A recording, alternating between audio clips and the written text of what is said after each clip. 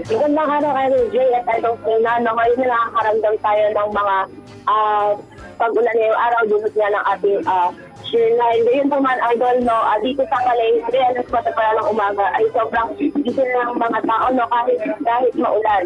Kaugnay nga dito, no, mataas pa din itong mga presyo ng mga pangunahing yung tulad ng gulay dito sa pamilihang lungsod ng Kawayan. Ang presyo nga ng talong ay nasa 200 pesos per kilo. Gayun din ang okra na nasa 200 pesos per kilo. Yung ampalaya naman ay nasa 200 to 280 pesos per kilo. Ang sitaw naman ay nasa 200 pesos per kilo. At ang kamatis naman ay nasa 80 pesos per kilo. Sa pagpapanayan natin no, kanina sa ating mga vegetable vendors, kulang pa rin itong mga supply ng gulay, hindi kaya't mataas ang kanilang presyo ngayon. Sa islog naman, naglalagay ito sa 245 to 290 pesos. Ang kada-treso naman ay depende sa sukat. Samantala, sa isda naman, sa tulad ng tilapia, nasa 170 pesos ang isang kilo. Yung pusit naman ay nasa 220 pesos ang isang kilo. Ang bangus ay nasa 240 pesos ang isang kilo. Ang galunggong naman ay nasa 200 pesos ang isang kilo. At ang salmon head naman ay nasa 150 pesos per kilo.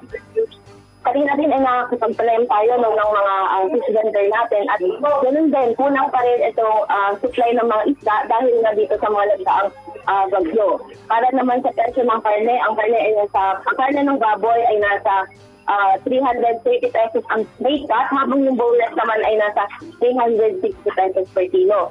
Ang karne naman ng baka ay nasa 460 pesos, habang ang manok naman ay nananatiling nasa 200 pesos per kilo. Para naman sa mga pangrekado tulad ng luya, nasa 200 pesos. Nasa 280 to 300 pesos naman ang isang kilo ng sibuyas, habang ang bawang naman ay nasa 160 pesos ang isang kilo. Paalam din natin sa ating mga idol na nakinig ngayon na daliing magdala ng payong para may panangga tayo sa ulan. Live mula dito sa Kawayan Service Market, ako si Idol Sena Malasang. Idol. IFM News Palengke Report.